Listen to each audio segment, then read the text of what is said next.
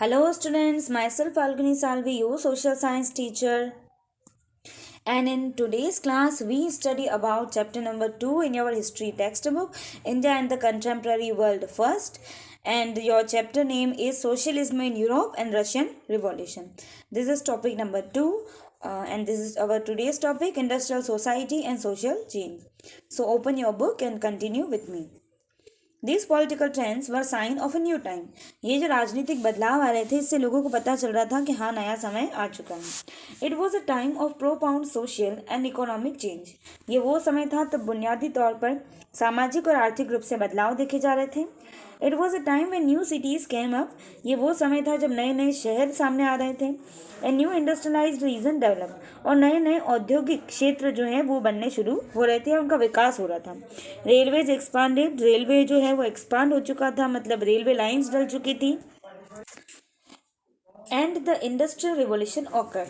और औद्योगिक क्रांति आ चुकी थी. देखिए क्रांति का मतलब ये है, क्रांति का मतलब किसी भी चीज़ में बदलाव लाना. जैसे औद्योगिक क्रांति होना मतलब उद्योगों का बढ़ना. किसी भी जैसे हरित क्रांति हुई तो हरित क्रांति में जो है वो एग्रीकल्चर का एक्सपांड होना, ये सारी चीज़ें होती हैं.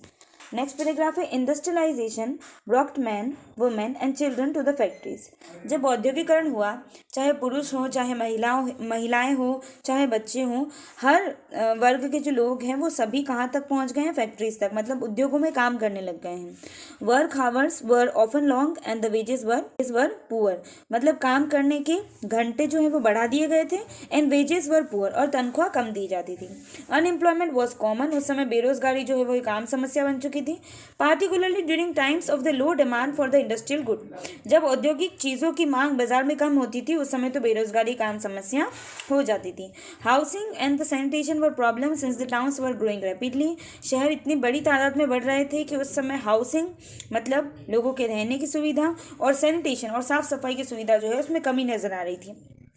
Liberals and radicals searched for the solution to these issues. Liberals चाहे मतलब उदारवादी लोग हों या फिर रेडिकल्स हों, सभी लोग जो है वो किसी न किसी चीज़ के सॉल्यूशन में मतलब इन चीज़ों का सॉल्यूशन ढूंढने के लिए बाहर आ रहे हैं. Now we go to the next page. Now this is our next page. Almost all industries were the property of individuals. Almost all industries मतलब सारे उद्योग जो है उनको कोई ना कोई व्यक्ति ही चलाता था. मतलब कोई भी जो चीज़ थी उस पर सरकारी हक नहीं था. Liberals and the radical themselves were often property owners and the employer. चाहे उदारवादी हो चाहे रेडिकल्स हो, सभी जो है वो किसी न किसी प्रॉपर्टी के या तो मालिक थे या फिर वो कहीं पर काम करते थे. Having made their wealth through the trade or the industrial venture, they felt that such effort should be encouraged and that its benefit would be achieved if the workforce and the economy was healthy and the citizen were educated. मतलब सभी जो liberals थे या radicals थे वो किसी न किसी वर्क में एंगेज थे या फिर वो लोगों को काम दे रहे थे, मतलब रोजगार प्रदान कर रहे थे. लेकिन उनका कहना यह था कि अगर हमारे समाज की अर्थव्यवस्था को सुधारना है तो काम करने वाले जो व्यक्ति हैं वो या तो स्वस्थ होने चाहिए या फिर पढ़े लिखे होने चाहिए.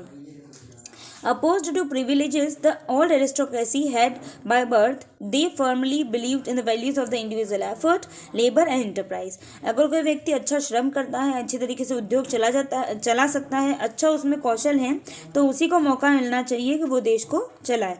कोई भी ओल्ड एरिस्टोक्रेसी मतलब कोई भी राजा महाराजा जो है वो अपना हक नहीं जमा सकता है. इस बात को कौन रख रहे हैं, लिबरल्स और radicals both. If freedom of the individual was insured, if the poor could labour and those with the capital could operate without restrain, the believe the society would develop.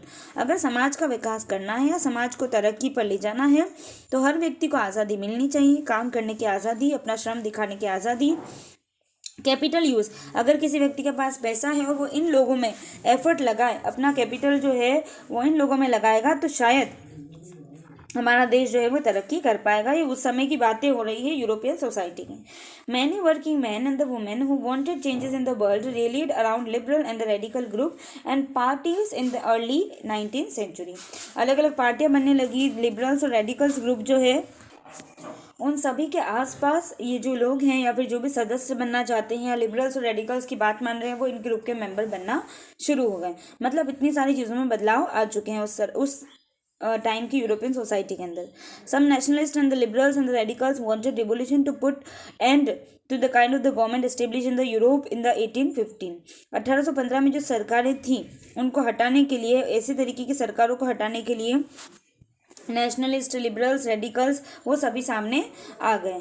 In France, Italy, Germany, Russia they become revolutionaries and worked to overthrow existing monarchy. इनका एक ही motive था, चाहे वो France हो, Italy हो, Germany हो या Russia हो, कि जो इस्टेब्लिश्ड मोनार्की है या जो एग्जिस्टिंग मोनार्क्स हैं, उस समय के जो शासक हैं, पुराने समय से ही जो चले आ रहे हैं या फिर उनका परिवार जो चला आ रहा है, उसे हटाया जाए। ये इन क्रांतिकारियों के रिवोल्यूशनरीज की मांग थी, डिमांड थी।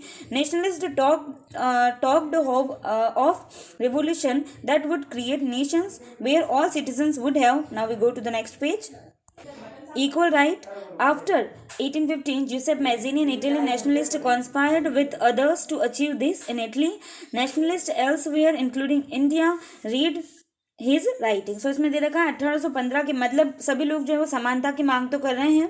और 1815 के बाद जूसेप मैजिनी जो है वो एक इटालियन नेशनलिस्ट था, मतलब इटली का व्यक्ति था, तो इटालियन था और नेशनलिस्ट भी था, मतलब राष्ट्रवादी था, पूरे राष्ट्र को एक करना चाहता था।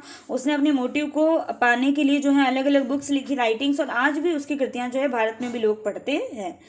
और टॉपिक नंबर 1.2 जो है वो हम नेक्स्ट वीडियो में, मतलब जो आपका अपकमिंग वीडियो आएगा उसमें देखेंगे। आज की क्लास में इतना ही।